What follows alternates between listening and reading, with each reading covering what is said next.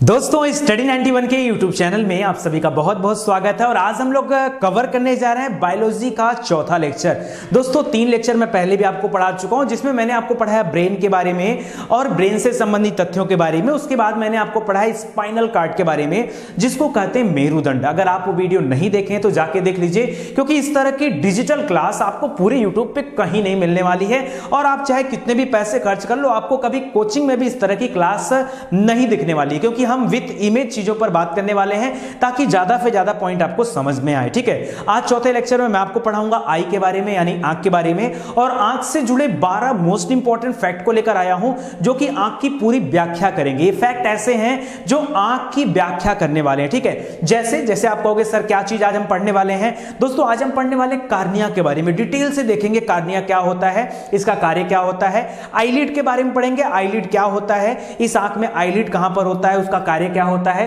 Conjunctiva क्या होता है, लैक्रिमल ग्लैंड का काम क्या होता है, पीपल्स हो गया, लेंस हो गया, लेंस से संबंधित बहुत सारे रोग होते हैं, उन रोगों के बारे में। आइरिस के बारे में, जिसको परिनालिका कहा जाता है। रेटिना के बारे में, मायोपिया हो गया, हाइपरमेट्रोपिया हो गया, और उसके अलावा दृष्टि वैषम्य हो गया। ठीक है, इन सब के बारे में डिटेल से हम लोग पढ़ने वाले हैं। ठीक है, चलिए स्टार्ट करते हैं। स्टार्ट करने से पहले कहना चाहूंगा कि जो पहली बार विजिट कर रहे हैं हमारे चैनल पर, याद रखें स्टडी 91 के YouTube चैनल पर सभी विषय को डिटेल से पढ़ाया गया। अगर आपको सभी विषय subject wise with chapter wise पढ़ना है तो आप हमारे चैनल से जुड़े, निश्चित रूप से आपको बहुत फायदा मिलेगा और आप घर बैठे आराम से बिल्कुल फ्री, ठीक है, एकदम डीपली आप पढ़ पाओगे और चीजों को सीख पाओगे। देखो हमारे चैनल पे सिर्फ वही लोग आए तो ज्यादा बेहतर है जो सच में ईमानदारी से पढ़ना चाहते हैं। ठीक है, टाइम पास वाले ना आए भैया, टाइम पास जो करते हैं ना अनसब्सक्राइब कर दें चैनल, निवेदन उनसे। ठीक है, क्योंकि मैं कभी अपने सब्सक्राइबर नहीं देखता हूं। ठीक है, आप पढ़ने के इच्छुक हो तब आके हमारे पास पढ़ो। ठीक है, चलिए स्टार्ट करते हैं दोस्तों।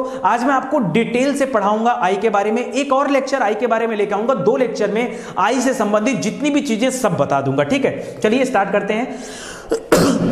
आइए, पहला तथ्य दोस्तों यहां पे मैं बताने जा रहा हूं कार्निया के बारे में। कार्निया क्या होता है, बड़ी इत्मीनान से समझिएगा कार्निया क्या होता है। दोस्तों याद रखिए, ये जो प्रकाश होता है ना, जैसे हम जिस प्रकाश के माध्यम से हम चीजों को देख पाते हैं, ठीक है, ऐसा नहीं कि मान लीजिए यहां पे लाइट लगा हुआ, यहां पर लाइट लगा हुआ, तो केवल यही प्रकाश है। इस कैमरे और मेरे बीच में भी प्रकाश है, जिसकी वजह से मैं कैमरे को देख पा रहा हूं और आप हमें देख पा रहे हो। ठीक है, यानी प्रकाश है। जिस रास्ते से प्रकाश हमारी आंखों के अंदर प्रवेश करता है ना, उसी को क्या कहते हैं, कार्निया कहा जाता है। देखिए यहां पर दे रहा है, इस भाग से होते हुए प्रकाश नेत्र के भीतर प्रवेश करता है। और एक बात और याद रखिए, जब कभी आंखों का दान करते हैं, कहते हैं ना नेत्रदान महादान, नेत्रदान महादान, आंखों का दान करना सबसे बड़ा दान होता है। तो दोस्तों जो व्यक्ति अपनी आंखों का यानी नेत्र का दान करते हैं, क्या होता है, डॉक्टर क्या उनकी पूरी आंख को निकाल लेते हैं? नहीं, ऐसा नहीं होता है। डॉक्टर सिर्फ आपके कार्निया को निकालता है। किसको? कार्निया को निकालता है। कार्निया एक तरह की पतली झिल्ली होती है, इस आंख के ऊपर एक पतली सी झिल्ली होती है जिसे कार्निया नाम दिया जाता है। उसी कार्निया का दान दिया जाता है। ठीक है, याद रखिएगा। कभी कभी ऐसा भी होता है कि कार्निया की आकृति क्या हो जाती है, असामान्य हो जाती है, एबनॉर्मल हो जाती है। जैसी कार्निया होती है वैसे रह नहीं पाती, थोड़ा सिकुड़ जाती है, कह सकते हो। ठीक है दोस्तों, इसी को कहा जाता है दृष्टि वैषम्य। क्या कहा जाता है? दृष्टि वैषम्य कहा जाता है। इंग्लिश में इसको स्टिग्मेटिज्म कहते हैं। क्या बोलते हैं? एस्टिग्मेटिज्म। ठीक है, तो दृष्टि वैषम्य का नाम दिया जाता है कब? जब कार्निया क्या हो जाती है, सिकुड़ जाती है या असामान्य हो जाती है। इसी कारण व्यक्ति को कुछ समय के लिए धुंधला दिखाई देने लगता है। कभी कभी ऐसा होता होगा आपको, थोड़ा सा कुछ ऐसा हो जाता है कि सब कुछ धुंधला दिखने लगता है अचानक से ना। याद रखिए, उस समय कार्निया हल्का सा सिकुड़ जाती, असामान्य हो जाती है, तब आपको ऐसा दिखता है। दोस्तों जब मैं आपको बायोलॉजी पढ़ा रहा हूं ना, मैं आपके निजी जीवन से जुड़ी जो भी जानकारियां होंगी वो भी मैं देते जाऊंगा, क्योंकि मैं चाहता हूं कि बायोलॉजी सिर्फ आप इस पर्पज से ना पढ़ो कि आपकी परीक्षा में क्या आएगा, बल्कि आप इस पर्पज से पढ़ो कि बायोलॉजी पढ़ने के बाद इतनी जानकारी तो हो जाए कि कम से कम अपने शरीर की व्याख्या आप एज इट इज कर दो, जैसे मैं आपको बता रहा हूं। ठीक है, तो पहला पॉइंट याद रखेगा। चलिए दूसरे पॉइंट पे विजिट करते हैं। दूसरा है पलकें। पलक को क्या बोला जाता है दोस्तों? ठीक है, पलक क्या होता है? जैसे आप आंख मारते हो तो आंख मारने में पलक का इस्तेमाल होता है ना, आंख मारा जाता है ना। चलो कभी कभी हो जाता है मस्ती। दोस्तों इसको इंग्लिश में आईलिड्स कहा जाता है। क्या कहते हैं? आईलिड्स कहा जाता है। आईलिड्स यानी पलकें। अब पलक जो होती है 2 हिस्सों में बटी होती है, आधी पलक ऊपर होती है और आधी जो होती है ये नीचे होती है। ठीक है, है, याद रखेगा। और पलकों का काम क्या होता है, ये आंखों की सुरक्षा करती है। कैसे दोस्तों, इस कलम को अगर अचानक से आप इसके पास ले जाओगे ना तो पलक अपने आप क्या हो जाएगी, बहुत सेंसिटिव होती है, तुरंत बंद हो जाएंगी, वो आंखों की रक्षा करती हैं। ठीक है, याद रखेगा, आंखों की सुरक्षा के लिए ये पलकें होती हैं। लिख रहा है दोस्तों, यहां पर देखिए एक मोस्ट इंपॉर्टेंट पॉइंट लिख रहा है, कह रहा है कि एक मायोबियम ग्रंथि होती है जिससे एक तेल जैसा चिपचिपा पीले रंग का पदार्थ निकलता है जो हमारी आंखों में होता है। ठीक है, आप देखते होंगे आंखों में दो चीजें होती हैं, एक आंसू होता है, आंसू बनता है, वो लैक्राइमल ग्लैंड द्वारा बनाया जाता है। एक कीचड़ होता है ना, देखते हो ना कीचड़, तो दोस्तों वो जो पीला पीला पदार्थ होता है वो कहां से आता है, तो याद रखिए मायोबियम ग्लैंड है, उससे एक तेल जैसा चिपचिपा पदार्थ निकलता है। ठीक है, तो ये देखिए आपके लिए इंपॉर्टेंट चीज है, इसको याद रखेगा और ये पॉइंट भी याद रखेगा। आगे दे रहा है कि पलकों के किनारों में बरौनियां लगी होती, क्या होती है, बरौनी, ये जो लेसेस होते हैं ना, जो लेडीज होंगी उनको पता होगा, लेसेस, आई लेसेस बोलते हैं। ठीक है, अब तो ये रेडीमेड भी आने लगा आई लेसेस, कुछ दिन में पलक भी रेडीमेड आने लगेगा, तो याद रखेगा आई लेसेस कहा जाता है। और आई लेसेस क्या करती है, बाहरी सुरक्षा इन पलकों को प्रदान करती है, बाहरी सुरक्षा। ठीक है, पलक का काम इस आंख की सुरक्षा करना और लेसेस का काम बाहरी सुरक्षा करना होता है। ठीक है, तो याद रखेगा इसमें जो इंपॉर्टेंट पॉइंट है वो है बायोमियम ग्लैंड। बायोमियम ग्लैंड याद रखेगा, यहीं से वो तेल जैसा चिपचिपा पदार्थ निकलता है, मोस्ट इंपॉर्टेंट पॉइंट है। अच्छा, एक बार दिखा देता हूं, आइए इमेज भी देख लेते हैं साथ साथ। दोस्तों दिख रहा है, ये आंख का इमेज है दोस्तों, ये ऊपर जो होता है इसको भौहें कहा जाता है, इंग्लिश में इसको आईब्रो कहते हैं, क्या कहते हैं, आईब्रो कहते हैं। ठीक है, आईब्रो बनवाना है, आपने सुना होगा, ठीक है, आईब्रो, तो आईब्रो इसको याद रखेगा। दोस्तों ये पलक पर जो बाल होते हैं ना, इनको क्या कहा जाता है, आईलैशेस कहा जाता है। ठीक है, और उसके बाद देखिए ये जो पलक होता है इसको आईलिड्स बोलते हैं, ये भी याद रखेगा। अब आपकी आंख जो होती है वो तीन हिस्सों में बटी होती है, तीन हिस्सों में बटी होती है। ये पूरी आंख को आईबाल नाम दिया जाता है। ये बीच में एक ब्लैक कलर होता है और उसके वो चारों तरफ उसके जो हल्का भूरा कलर या हल्का ब्लैक में आपको दिख जाएगा।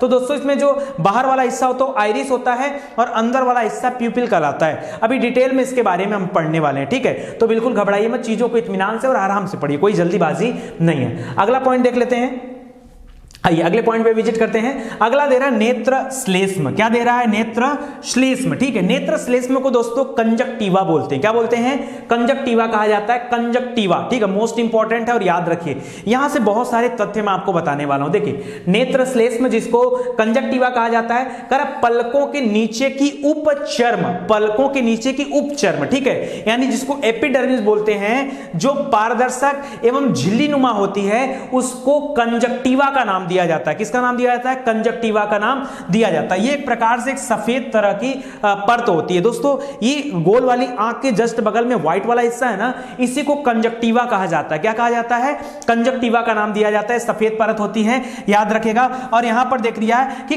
कभी कभी धूल मिट्टी के कारण, कभी कभी जब आप बहुत धूल में जाते हो, गाड़ी बहुत तेज चलाते हो बिना हेलमेट के या बिना ग्लासेस पहने, तो ऐसे में धूल मिट्टी आपकी आंखों तक चला जाता है और उससे कभी कभी आप देखते हैं कि आंखें सूज जाती हैं, लाल हो जाती है ना। तो जब ये लाल होती हैं तो आपसे कहा जाता है भाई ठंडे पानी से ऐसे छपाक कर लो, थोड़ा राहत मिलेगा, ठंडी मिलेगा तो आराम हो जाएगा ना। लेकिन ये होता क्या है, आप बात को समझिए। कह रहा है जब आंखें सूज जाती हैं या लाल हो जाती हैं दोस्तों, उसी कंडीशन को क्या कहा जाता है, कंजक्टिवाइटिस कहा जाता है। क्या कहा जाता है, कंजक्टिवाइटिस कहा जाता है। ठीक है, आंखों का सूज जाना, लाल हो जाना। ठीक है, जब कभी धूल के कण ज्यादा आ जाते तो ऐसा होता है। तो कंजक्टिवा याद रखेगा, आपके लिए इंपॉर्टेंट है। आप चाहोगे एक बार इमेज आपको देखने का मन होगा तो मैं दिखा दे रहा हूं। देखिए एक चीज दिखाता हूं, ये ऊपर आपको दिख रहा है बाहरी साइड, आंख की साइड नहीं, नाक वाली साइड नहीं, सेंटर वाली साइड नहीं, बाहरी साइड, यहां पर और यहां पर, इन दोनों साइड में दोस्तों ग्लैंड होता है, उसको लैक्राइमल ग्लैंड कहा जाता है। ये लैक्राइमल ग्लैंड ही आंसू बनाते हैं, जहां से आंसू बनता है ना, आंसू, याद रखेगा, आंसू, अश्रु कहा जाता है, उसके लिए जिम्मेदार होते हैं। ये व्हाइट वाला हिस्सा दिख रहा है, इसमें कचाव द्रव भरा होता है, कचाव द्रव बाद में बताऊंगा, याद रखिए, इसको कंजक्टिवा कहा जाता है। ठीक है, कार्निया सबसे ऊपर एक पतली परत होती है झिल्लीनुमा, उसको कहा जाता है। बाकी को हम लोग आगे पढ़ने वाले। ठीक है, चलिए आगे देखते हैं दोस्तों, चलिए एक मिनट, हाँ ठीक है, नेत्र श्लेष्म में हो गया। अगला है अश्रु। अश्रु जहां से लैक्राइमल ग्लैंड है उसके बारे में थोड़ी सी बातें कर लेते हैं। लैक्राइमल ग्रंथि या लैक्राइमल ग्लैंड, ये हमारी आंख में ग्लैंड का नाम है। कह रहा है कि मायोबियम कहां था, जहां से वो चिपचिपा तेल जैसा पदार्थ निकलता है, मायोबियम। क्या नाम है, मायोबियम। याद रखिएगा, लैक्राइमल मायोबियम दो ही होते हैं, इंपॉर्टेंट, ध्यान दीजिएगा। कह रहा बाहरी कोने के निकट ये पाया जाता है लैक्राइमल ग्लैंड। कह रहा यह जल सदृश एक तरल पदार्थ निकलता है। आंसू क्या होता है, जल की तरह से होता है ना, हाँ, हालांकि खारा होता है, याद रखिएगा, नमकीन होता है। कह रहा जल सदृश एक तरल निकलता है जो कि आंखों को शुष्क होने से बचाता है, आंखों में नमी डालता है, नहीं तो आंखें सूज जाएंगे। हमेशा देखो आंखों में नमी रहता है, ठीक है, तो ऐसा होता है, ठीक है, और वही आंसू के लिए भी जिम्मेदार होता है, उसको भी याद रखेगा।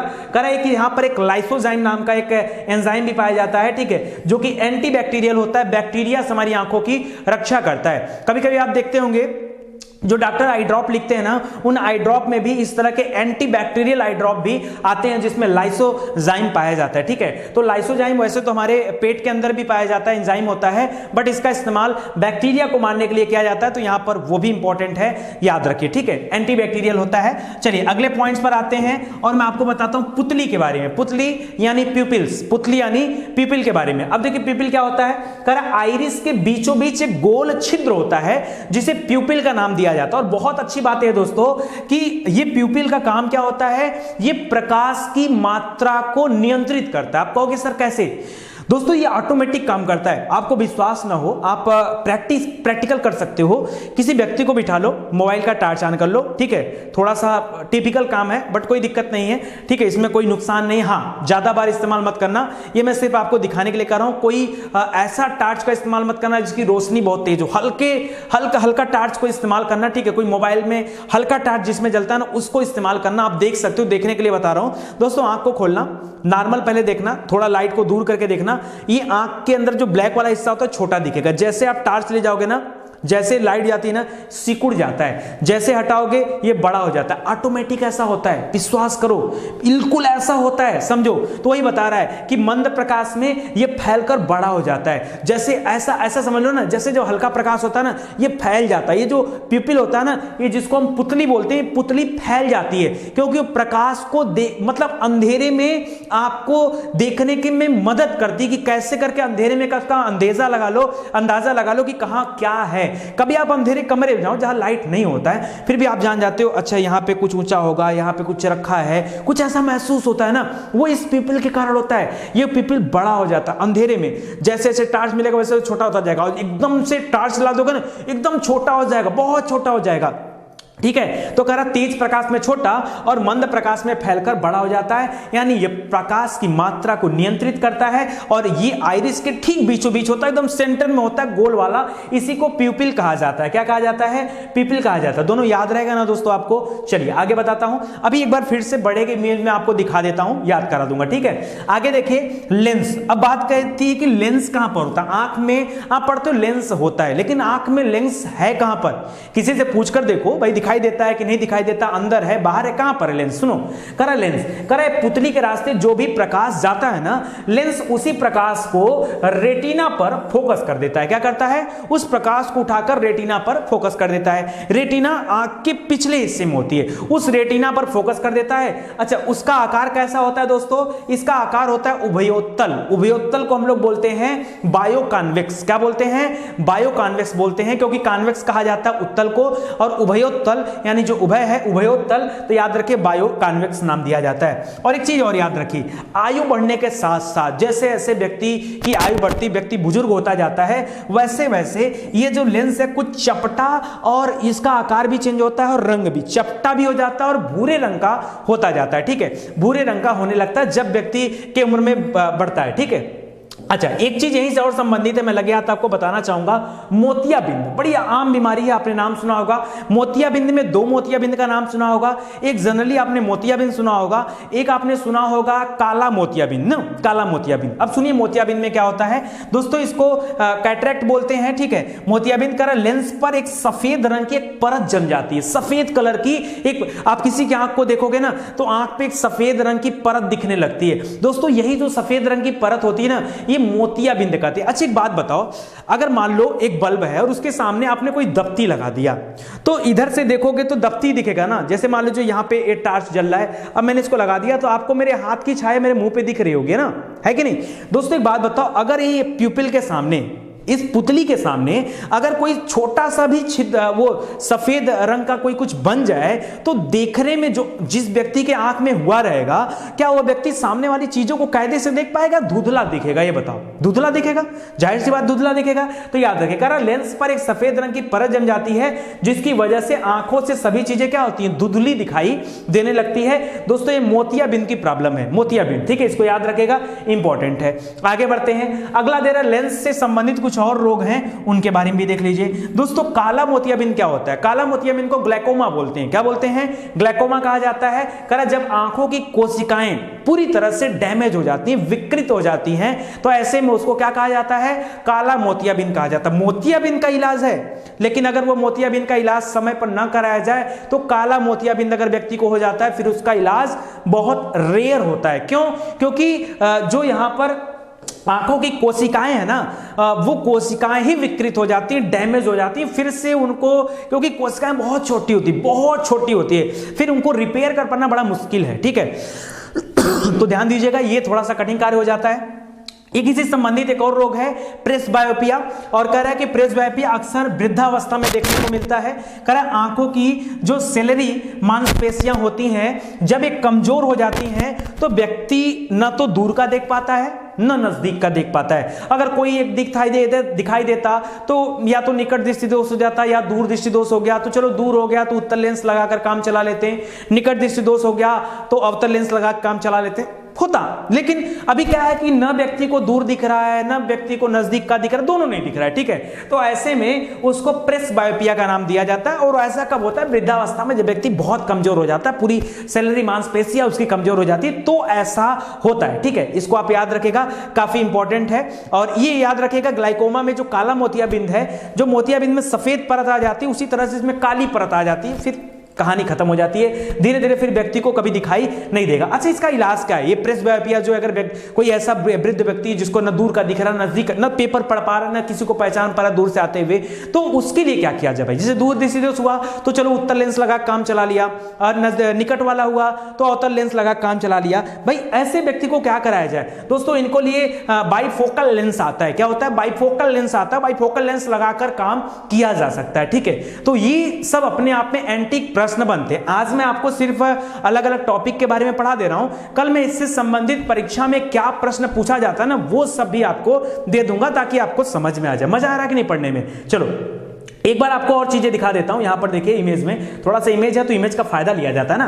देखिए जब आपकी आंखें हेल्दी होती हैं तो कुछ इस तरीके से होती हैं, लेकिन जब ग्लाइकोमा हो जाता है तो यहां पर देख रहे होंगे दोस्तों आप, यहां पर ग्लाइकोमा में ये बीच में ब्लैक एंड व्हाइट हो गया है, और ये थोड़ा सा ये एकदम खतरनाक हो गया है। ये कैटरैक्ट है, ठीक है, ये मोतियाबिंद है। मोतियाबिंद में केवल एक सफेद पॉइंट आ जाता है, और इसमें सफेद वाला हिस्सा तो छोटा हो जाता है, लेकिन एकदम प्यूपिल के ऊपर आ जाता है, फिर दिक्कत होती है, ठीक है। तो इस पोजीशन को आप याद रखिएगा, काफी इंपॉर्टेंट है। चलिए आगे बढ़ते हैं। लेंस हो गया, लेंस से आगे चलते हैं। आगे हो जाओ भाई, क्यों नाराज हो गए हो क्या?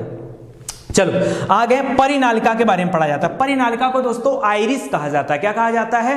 परिनालिका को आइरिस। हिंदी में थोड़ा सा टिपिकल है, आइरिस बड़ा आसान है दोस्तों। ये प्यूपिल के बाहरी वाला हिस्सा आइरिस होता है, ठीक है। आइरिस कर आंखों का जो रंग होता है किससे डिसाइड होता है? आइरिस से। किसी की आंखें काली होती हैं, किसी की भूरी होती हैं, किसी किसी की नीली आंखें भी होती हैं, किसी किसी की हरी आंखें भी होती हैं। तो याद रखिए आइरिस ही उनका रंग डिसाइड करता है, ठीक है। तो आंखों में आइरिस, ठीक है। और जब कभी आई स्कैन होता है ना, आधार कार्ड में आपने देखा होगा आई स्कैन होता है, या कभी आप पासपोर्ट बनवाने जाएंगे तो वहां पर आई स्कैनिंग होता है। तो ये आई स्कैन में क्या स्कैन किया जाता है दोस्तों? इस समय आइरिस को स्कैन किया जाता है, इसलिए उस मशीन को भी आइरिस बोलते हैं, ठीक है। क्या बोलते हैं? आइरिस, उसका नाम भी दे दिया गया, ठीक है। चलिए एक बार मैं आपको लगे हाथ इमेज दिखा देता हूं, चीजें आपको समझ में आ जाए। दिख रहा है दोस्तों? देखिए अब देखिए ये आंख का इमेज दिख रहा है। अब दोस्तों आंख के इमेज में रुकिए मार्कर से दिखाता हूं। देखिए इस तरह से कुछ आंख का इमेज दिख रहा है। अब दोस्तों एक बीच में हिस्सा है ना दोस्तों, यही क्या है, यही पुतली है, ठीक है, पुतली है जिसको आप प्यूपिल बोलते हैं, ठीक है, वो प्यूपिल से ही है, ठीक है, मोस्ट इंपॉर्टेंट है।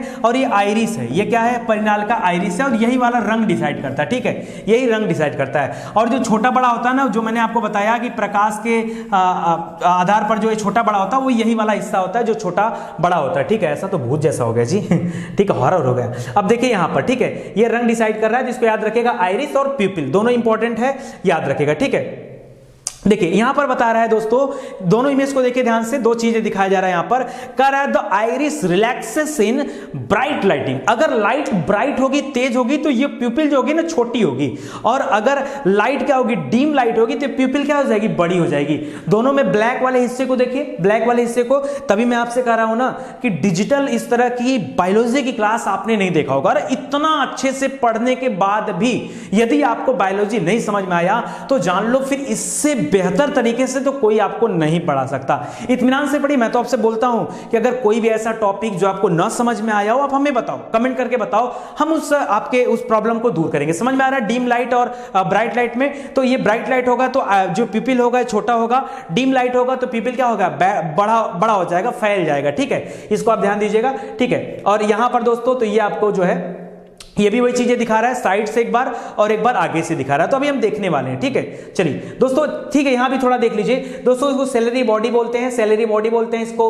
और याद रखें प्यूपिल हो गया, आइरिस हो गया, सब कुछ सेम ही सेम है, कुछ नया नहीं। यहां पर आगे बढ़ते हैं, रेटिना के बारे में बताता हूं। रेटिना मोस्ट इंपॉर्टेंट है। मैंने आपसे कहा था कि प्यूपिल के माध्यम से जो प्रकाश हमारी आंखों में जाता है, ठीक है, वो कहां पर पहुंचता है, रेटिना पर जाता है। तो ये जो रेटिना है ये काम क्या करती है, रेटिना सुनिएगा ध्यान से दोस्तों। पहले रेटिना को अगर आपको समझना हो तो आपको जानना होगा कि रेटिना में दो तरह के सेल पाए जाते हैं, दो तरह के कोशिकाएं होती हैं। एक कोशिका होती है जिसको छड़ कोशिका कहते हैं। छड़ कैसा होता है, घरों में जो छड़ लगा होता है, इस जैसे कलम है सीधा होता है छड़, तो छड़ कोशिका होती है। एक शंकु कोशिका होती है जिसको कोन सेल बोलते हैं। दोस्तों छड़ कोशिका को इंग्लिश में रॉड सेल कहा जाता है, ठीक है, और शंकु कोशिका को इंग्लिश में कोन सेल कहा जाता है। क्या कहा जाता है, कोन सेल कहा जाता है। रॉड सेल और कोन सेल का नाम दिया जाता है। ये रेटिना दो हिस्सों में बढ़ गई।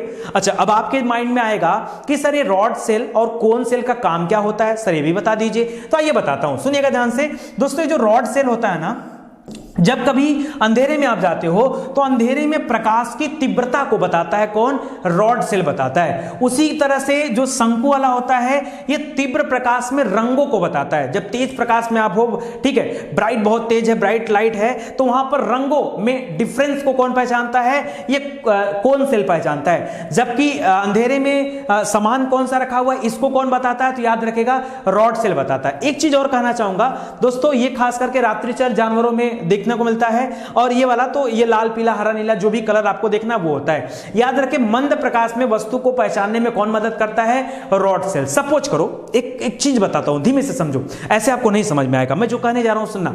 माइंड में एक्चुअली क्या होता है ना कि जब आपके लिए ये डिजाइन किया जाता है उस समय माइंड में नहीं रहता कि क्या पढ़ाना है, क्योंकि सारी चीजें पहले से बनी बनाई है। इसका नोट्स भी अवेलेबल है हमारी वेबसाइट पर, आ जाइए study91.co.in, यहां पर इसका नोट्स आपको मिल जाएगा। वही सब कुछ है, थोड़ा सा अपडेट करके पढ़ा रहा हूं खाली, बाकी ज्यादातर 95% मटेरियल वही है। 5% चीजें ऐड करता हूं अलग से, क्योंकि धीरे धीरे चीजें अपडेट भी करनी पड़ती हैं। आगे फिर से जब कभी बायोलॉजी की क्लास लेकर आऊंगा उसमें और भी ज्यादा चीजें अपग्रेड करके लाऊंगा, ठीक है। खैर वो बात की बात है। दोस्तों एक बात बताओ, अगर मान लो लाइट खूब ज्यादा है तो आप पहचान जाते हो, भाई लाल रंग है, पीला है, हरा नीला काला, सब पहचान जाते हो। लेकिन कभी आप अंधेरे में चले जाओ, विश्वास मानो, एक बार आप ट्राई करो, कभी अंधेरे में जाओ और कोई लाल पीला हरा नीला कोई भी सामान रखो, आप उसका कलर बताओ। आप सामान बता दोगे कि यहां चेयर रखी, यहां टेबल रखी है, ये रखा वो रखा, आप सामान बता दोगे, लेकिन आप कलर नहीं बता पाओगे। पता क्यों? बताओ क्या रीजन है? कभी आपने कल्पना की, आप कहोगे अंधेरा है इसलिए नहीं दिखता है। अरे अंधेरे में सामान दिख जाता है, उसका कलर नहीं दिख रहा तुमको। अंधेरे में सामान दिख जा रहा है कि कुर्सी है, लेकिन कुर्सी किस कलर की है अंधेरे में ये नहीं समझ में आ रहा है। भाई कुछ तो लॉजिक होगा वहां पे ना। अब लॉजिक क्या है? आप पढ़ रहे हो स्टडी 91, मैं आपको लॉजिक देता हूं। दोस्तों क्या होता है ना, जब कभी आप अंधेरे में जाते हो तो एक कोन सेल से एक तरह का प्रोटीन होता है, वो निकलना बंद हो जाता है। इस वजह से आप कलर को नहीं पहचान पाते हो, ठीक है। कोन सेल एक्टिव नहीं रहता, सीधे सीधे समझो ये अंधेरे में एक्टिव ही नहीं रहता है, ये अंधेरे में एक्टिव नहीं रहता है। तो जब ये एक्टिव ही नहीं रहेगा तो आप पहचान ही नहीं पाओगे। इसके लिए प्रकाश चाहिए, प्रकाश चाहिए। बिना प्रकाश के एक्टिव ही नहीं रहेगा। तो एक्टिव कब रहेगा? जब प्रकाश मिलेगा, और जैसे ही प्रकाश मिला एक्टिव हो जाता है, तुरंत कलर बता देता है। तो अंधेरे में क्या होता है? केवल रॉड सेल ही एक्टिव होता है, केवल रॉड सेल ही एक्टिव होता है। इसलिए यहां पर लिख रहा है कि रात्रिचर जानवरों में क्या होता है? रॉड सेल एक्टिव रहता है। सर एक पॉइंट की बात, हमने एक रोग सुना है जिसमें व्यक्ति को रात में दिखाई नहीं देता है। हाँ, ऐसा रोग होता है भाई। ऐसे रोग को क्या बोला जाता है दोस्तों? ऐसे रोग को नाम दिया जाता है, किसका नाम दिया जाता है बताइए? जो रात में नहीं दिखाई देता है उनको क्या कहा जाता है? बड़ा इंपॉर्टेंट यार, जो विटामिन ए की कमी से होता है, ठीक है, क्या नाम है? भूल गया, मैं भी दिमाग से स्किप कर गया। ओहो, एक सेकेंड, मोस्ट इंपॉर्टेंट है, रतौंधी। क्या नाम है? रतौंधी, ठीक है। अब नहीं आ रहा था तो क्या करें यार, ठीक है। तो दोस्तों रतौंधी नामक रोग हो जाता है। सर वो इसी की कमी से होता है क्या? बस आगे आपको बताने वाला हूं, थोड़ा समय दे दो, ठीक है। चलो पहले यहां पे दिखा देता हूं एक बार। अभी आपके मन में ये भी तो होगा, सर रॉड सेल कौन सेल बता दिया, सर एक बार दिखा दीजिए आंख में ये दिखता कैसा रॉड सेल, क्योंकि हम तो कभी डॉक्टर बनेंगे नहीं, ठीक है, बनेंगे तो कुछ और ही बनेंगे। तो सर एक बार दिखा देते रॉड सेल कौन सेल कैसा होता है, तो कम से कम बिलीव हो जाता कि जो आपने पढ़ाया वो सही पढ़ाया, ठीक है। अभी नहीं बिलीव है क्या? करो, अभी से बिलीव करो। दोस्तों देखो यहां पर दिखा रहा है, कह रहा है हमारी आंख है, ठीक है। आंख का पिछला हिस्सा जहां रेटिना होता है, ठीक है, इस वाले हिस्से में दोस्तों ये पाया जाता है। कुछ इस तरह की तस्वीर होती है, देखो इस तरह की तस्वीर होती है, ठीक है। अब देखिए दोस्तों इस तरह की तस्वीर अभी आपको क्लियर दिख रहा है ना। अब यहां पर देखिए दो तरह की चीजें आपको दिख रही होंगी। ये पीछे वाले साइड में कुछ ऐसा दिख रहा होगा, कुछ ऐसा दिख रहा होगा। इसके बीच में जो गोल गोल ब्लैक ब्लैक बना है वो भी नोट कर लीजिएगा। ऐसे इसका आकार कैसे? रॉड, इसीलिए इसको नाम दिया गया रॉड का, ठीक है। और यहां पर देखिए कुछ इस तरह का आकार दिख रहा होगा, देखिए ये शंकु के आकार का है, नहीं दिख रहा आपको? शंकु। तो दोस्तों शंकु के आकार का है, इसीलिए इसको कहा गया कोन। क्या नाम दिया गया? कोन। तो दोस्तों याद रखिए, रॉड इधर नहीं, इधर तो ये तो बाहरी परत हो जाएगी, ये यहां पर बनेगा, ठीक है। ये वाला नहीं दिखेगा, इसका अगला हिस्सा आके यहां पे बनेगा, ये यहां पे जुड़ा होता है दोस्तों। रॉड सेल और कोन सेल अलग अलग होता है, ये मिक्स होते हैं आपस में। बाहर वाला मत लीजिएगा, यहां पर सेलेरी मांसपेशियां होती हैं, ठीक है, तो ये अलग हो जाएगा, इसको मत आप काउंट करिएगा, ठीक है। ये अलग होता है। इनको एक्चुअली में ये भी सेल के ही प्रकार हैं, लेकिन कोन सेल में इसको मत डालिएगा, कोन अलग हो जाएगा। इसका एक स्पेशल नाम है, जैसे बायोपोलर सेल इनको कहा जाता है, पीछे वाले को, आगे वाले को दोस्तों गैंग्लियन सेल कहा जाता है, गैंग्लियन, ठीक है। ये अलग अलग काम होता है। ये पीछे वाला देखेगा, देखिए मैं थोड़ा सा स्किप कर गया यहां पर, और यहां पर तीन ही सेल दिख रहे होंगे इस तरह के, RGB।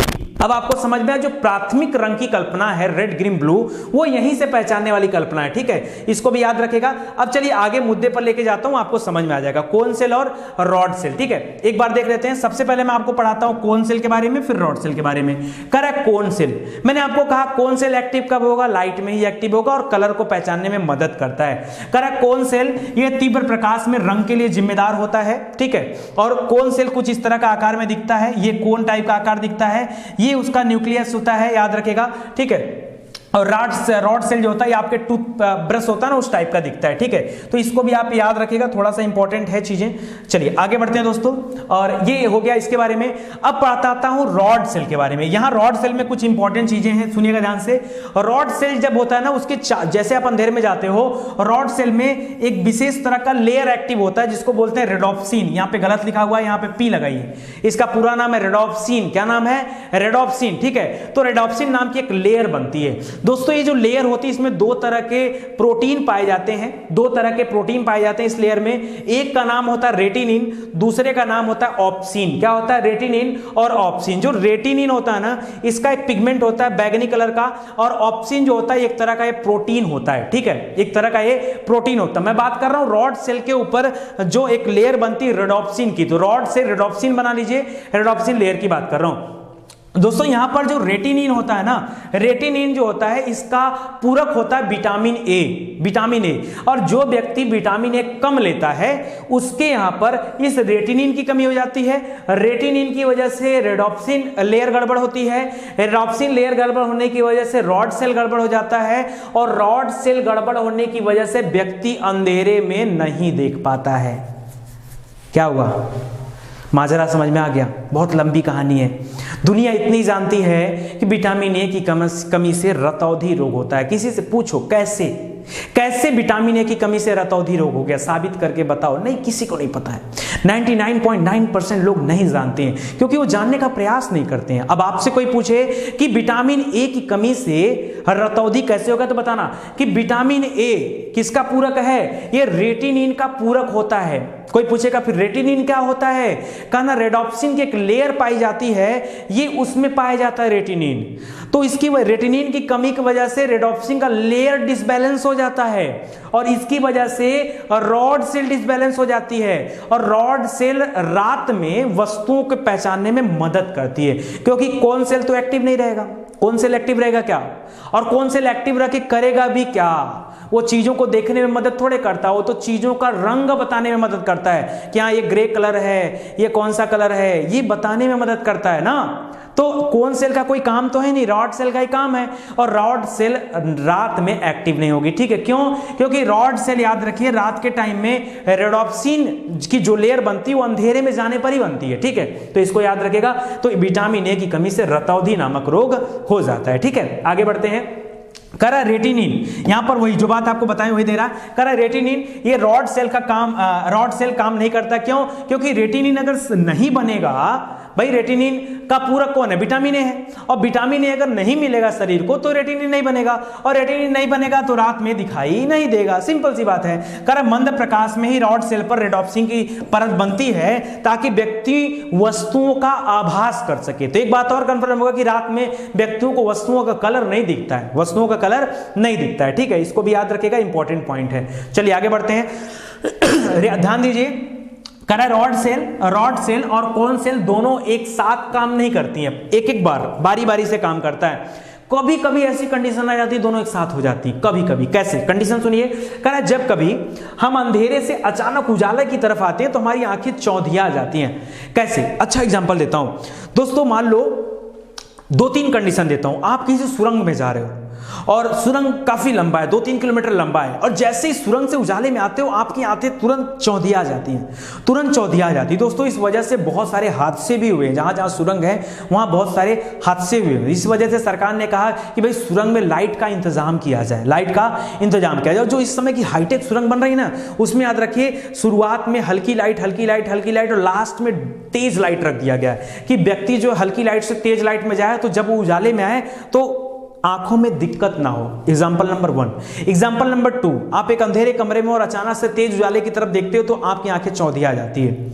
ऑप्शन नंबर 2, मतलब दूसरा रीजन। तीसरा टाइम बता रहा हूं जब आप समझ सकते हो, आप इधर उधर देखते रहो, लगातार 2-3 मिनट तक सूर्य की तरफ देख लो, लगातार 1-1.5 मिनट तक देख लो सूर्य की तरफ लगातार, या किसी लाइट के ऊपर देखते रहो और फिर किसी दूसरी चीज को देखने का प्रयास करो, आपकी आंखें चौंधिया जाएंगी। सबसे आसान रास्ता है भाई, आप 10-20 सेकंड किसी लाइट के ऊपर फोकस हो जाओ, फिर दूसरी तरफ देखोगे तो आपको क्लियर, मुझे भी वही हो रहा है, ठीक है, मुझे क्लियर नजर नहीं आएगा, आपके साथ भी ऐसा होगा। बस वही कंडीशन नोट कर लो। आगे कह रहा है कि तीव्र प्रकाश में रेडोप्सिन क्या हो जाता है, निष्क्रिय हो जाता है। रेडोप्सिन कहां होता है, रॉड सेल पे होता है। भाई जब तेज प्रकाश में आप देख रहे हो तो रेडोप्सिन क्या हो गया, निष्क्रिय हो जाता है और कौन सेल एक्टिव हो जाता है। किंतु जब रेडोप्सिन की परत समाप्त न हो जाए तब तक हमें चक्कर जैसा महसूस होता है। भाई मान लो अंधेरे में थे, रेडोप्सिन एक्टिव हुआ, मान लो सुरंग में थे, रेडोप्सिन एक्टिव हुआ, और एक्टिव होने के बाद मैंने क्या किया, जब अचानक से उजाले में आए तो वो परत जो होती है हटती है, वो हटेगी फिर ही एक्टिव होगी,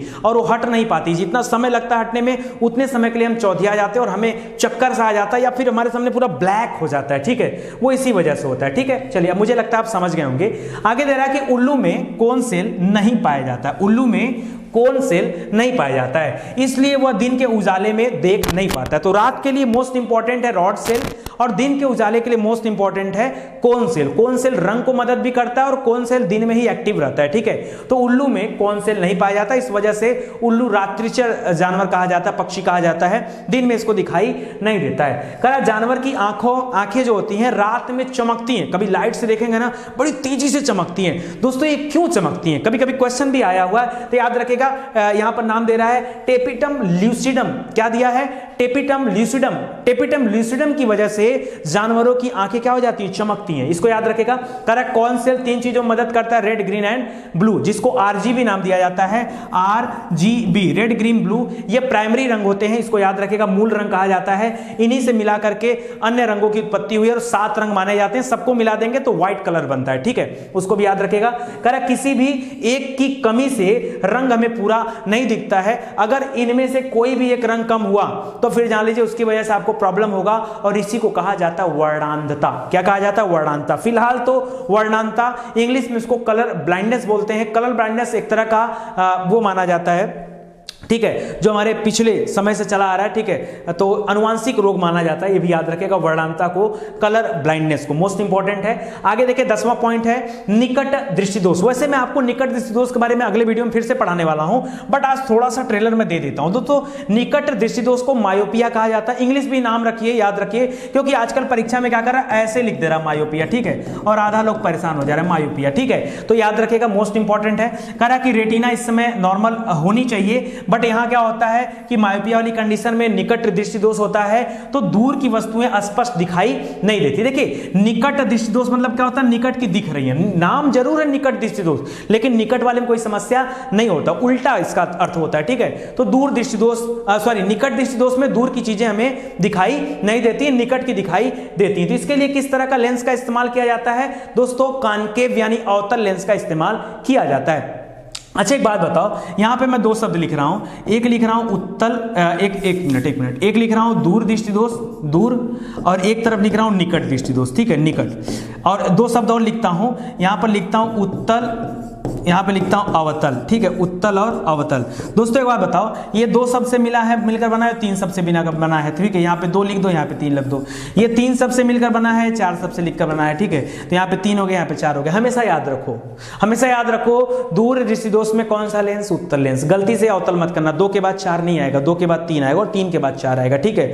यहां पे कह रहा है निकट, निकट में 3 शब्द है तो 3 के बाद 4 आएगा, अवतल, 4 अक्षर आएगा, ठीक है, तो 3 के बाद 4। बहुत सारे लोगों को यहां कंफ्यूजन होता है, ट्रिक बना के याद कर लो, कभी जिंदगी में आंसर गलत नहीं होगा, ठीक है, तो इसको याद रखिएगा। अच्छा होता क्या है रियल में, एक्चुअली में जब किसी को निकट दृष्टि दोष होता है तो होता क्या है दोस्तों, होता यह है, ऐसे सामने से प्रकाश आ रहा होता है, हमारी आंख के अंदर इंटर करता है, प्यूपिल के माध्यम से अंदर आता है, रेटिना पर आकर ये फोकस बनाता है। रेटिना दोस्तों यहां पर होती है, ध्यान से देखिए, ये प्रकाश आ रहा है, ये प्रकाश आ रहा है, ये अंदर जा रहा है प्रकाश, ठीक है, और ये आकर रेटिना पर यहां पर अपना इमेज बनाती है, ठीक है, यहां पर फोकस बनता है। लेकिन एक्चुअल में यहां पर क्या हो जाता है, जब कभी कोई व्यक्ति मायोपिया नामक रोग से पीड़ित होता है तो ये रेटिना पर क्या होता है कि इसके आगे ही बन जाता है, रेटिना के पहले ही उसका फोकस पॉइंट बन जाता है। देख पा रहे होंगे आप यहां पर, एक बार मैं आपको मार्कर से दिखा देता हूं, यहां से प्रकाश आ रहा है और ये देखिए यहीं पर बन जा रहा है, और आपका यहां पे बनना चाहिए, यहां पे बनना चाहिए,